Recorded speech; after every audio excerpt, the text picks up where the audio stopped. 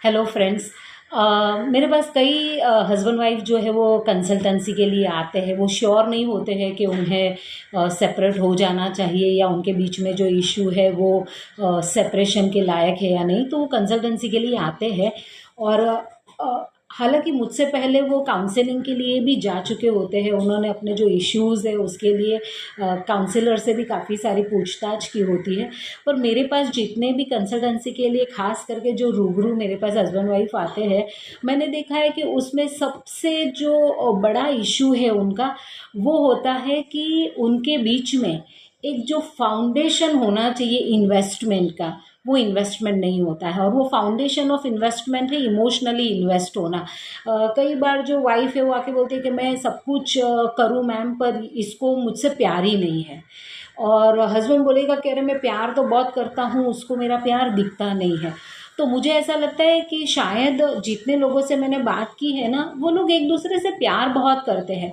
जो प्यार मांगते हैं वो खुलकर प्यार एक्सप्रेस भी नहीं करते। वो अपने पार्टनर को ये नहीं बताते कि हमारी आपसे इस रिश्ते में उम्मीद क्या है।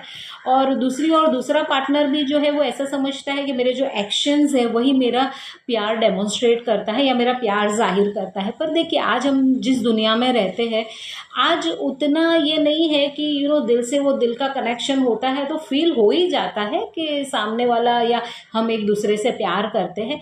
पर फिर भी देखो, प्यार को जाहिर करने के लिए शब्द बने ही हैं, राइट। हम प्यार को जाहिर कर सकते हैं, हर चीज़ को, हर जो इटर्नल चीज़ है ना, जो स्पिरिचुअल चीज़ है, उसको भी एक प्रैक्टिकल, उसको भी एक मटेरियल रूप दिया गया है, यानी उसको एक भौतिक रूप दिया गया है। जैसे कि हम किसी से माफ़ी मांगना चाहते हैं तो हम सिर्फ सॉरी नहीं बोलते हैं, और कई बार हम सॉरी बोलते तो ऐसा कहते हैं कि मैं दिल से सॉरी हूँ या मुझे माफ़ कर दीजिए। तो ये सारे जो एक्शंस है वो उसका मटीरियल फॉर्म है, वो उसका भौतिक रूप है। उसी तरह से प्यार को भी भौतिक रूप देना बहुत ज़रूरी है। हस्बैंड अगर बोलता है कि मैं उसको प्यार बहुत करता हूँ, पर प्यार कभी जाहिर भी करे। आप अपनी पत्नी को ये भी बताएं कि वो आपके लिए कितना कितना कितने मायने रखती है, उसकी अहमियत आपकी ज़िंदगी में क्या है। अगर वो आपका घर संभालती है, आपके बच्चों को संभालती है, सारी चीज़ अगर वो करती है, तो कितनी ज़रूरी चीज़ें हो जाती है। तो हम बात कर रहे थे कि अगर इमोशनली इन्वेस्टेड है ही अगर हम, तो उसको एक्सप्रेस करना बहुत ज़रूरी है। और ख़ास करके शादी जो एक ऐसा रिश्ता है जो लाइफ लॉन्ग चलने वाला है। आप सोचिए, ज़िंदगी के अंदर हम एक ऐसे इंसान के साथ जीने वाले हैं कि जो हमारी आखिरी सांस तक हमारे साथ रहेगा। तो उसको भी कोई मोटिवेशन लाइफ में बना रहे, उसको भी हमारे साथ जीने में लगे कि हमारा होना उसके लिए बहुत मायने रखता है। और ये मैं हस्बैंड और वाइफ दोनों के लिए बता रही हूँ कि हमको जो है वो दोनों को ये करना चाहिए एक दूसरे के प्रति। और ये मैं मेरी लर्निंग्स पे से बोल रही हूँ, क्योंकि हर हस्बैंड वाइफ आके यही बोलते हैं कि वो मुझे प्यार ही नहीं करती है या वो मुझे प्यार ही नहीं करता है। हालांकि जब वो लोग बात करते हैं तो प्यार सामने वाले को तो दिखता है कि दोनों कितना प्यार करते हैं, बिकॉज इसीलिए वो साथ में आए हैं और इसीलिए वो पूछ रहे हैं कि हम क्या करें, क्योंकि हमको समझ में नहीं आ रहा है कि हमको अलग हो जाना चाहिए कि नहीं। इसका मतलब है कि प्यार जो है उनके बीच में वो उनको रोक रहा है, वो उनके जो रूट्स है वो उनको अपनी ओर खींच रहे हैं। तो प्यार तो है ही, बट समझो मैंने अभी तक तकरीबन 40-45 लोगों को कंसल्टेंसी दी होगी इस मामले के अंदर।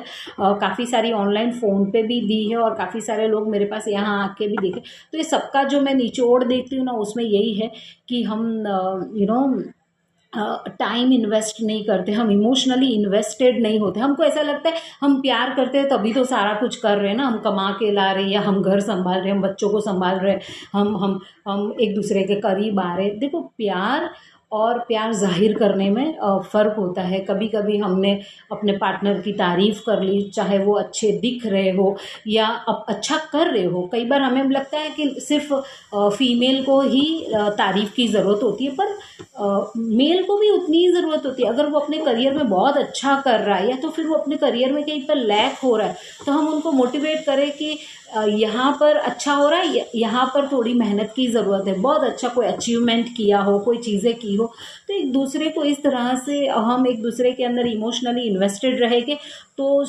तो श्योर जो है वो मैट्रिमोनियल रिलेशनशिप जो है वो अच्छे से चलेगी ही चलेगी। पर उसके लिए हमें इमोशनली इन्वेस्टेड होना बहुत ज़रूरी है, और इन्वेस्टेड होने के बावजूद अगर हम एक्सप्रेस नहीं करते हैं तो ये भी ठीक नहीं है। हम किसी को प्यार करते हैं और हम उसको बताए ही नहीं कि हम आपको प्यार करते हैं, तो ये बहुत ज़रूरी है कि हम उनको बताएं कि हमारे दिल में आपके लिए प्यार है, आप इतनी अहमियत रखते हैं, आपके बिना हम शायद ज़िंदगी देखते नहीं, या फिर आपके लिए हम बहुत कुछ करना चाहते हैं। जैसे कि हम छोटे मोटे सरप्राइजेस दें तो बराबर बात है, पर लाइफ की कुछ चीज़ें जो उनके साथ हम शेयर करें कि आते 5 सालों में हम यहाँ पर अपने आप को देखना चाहते हैं, यहाँ पर जाना चाहते हैं, साथ में वॉक पर चले जाए, साथ में कभी डिनर पे चले जाए, साथ में कभी शॉपिंग पे चले जाए। ठीक है, उनको बहुत बड़ी चीज़ें दिलाने की या बहुत बड़ी चीज़ें करने की वक्त जो है ना वो साथ में बिताने से, और उस वक्त अपना फ़ोन दूर रखे, उनको बात करें। अगर वो कोई चीज़ें खरीद रही है, अगर समझो महिला वाइफ है तो उसकी चीज़ों में इंटरेस्ट है, अगर हस्बैंड है उसकी चीज़ों में इंटरेस्ट है, तो इस तरह से एक दूसरे को हम प्यार जो है वो एक मटेरियल फॉर्म में एक्सप्रेस करना शुरू करें। नो डाउट दिल में है, पर हम कोई वो पीरी पैगंबरी या संत महात्माओं की दुनिया से नहीं आते हैं कि हमारे एक्शन से वो चीज़ जाहिर हो जाए। तो शब्दों में जाहिर करना बहुत ज़रूरी है, और जब हम किसी को ये कहते हैं कि आप हमारे लिए बहुत मायने रखते हैं, आपके बिना ज़िंदगी हम सोच नहीं सकते हैं, या फिर आपके होने से हमारी ज़िंदगी इतनी हसीन है, इतनी खूबसूरत है, आप देखिए आपके लाइफ पार्टनर के चेहरे पे तो रौनक आ ही जाएगी, उसके हाव भाव में, उसके बिहेवियर में एक अलग ही रौनक दिखेगी, और आपकी शादीशुदा ज़िंदगी में एक अलग ही रौनक आएगी, और जीने का जो मज़ा है वो बढ़ता जाएगा। कई बार है ये लाइफ पार्टनर जो है वो अपने एक दूसरे के बारे में जानते ही नहीं है। मैंने ये देखा है कि कभी हस्बैंड ने वाइफ को या वाइफ ने हस्बैंड को उसके बचपन की बातें नहीं पूछी है कि बचपन में आप क्या करते थे, आपको कौन सी चीज़ों में इंटरेस्ट था, आपने क्या पढ़ाई की, आप क्या पढ़ना चाहते थे, आप क्या बनना चाहते थे।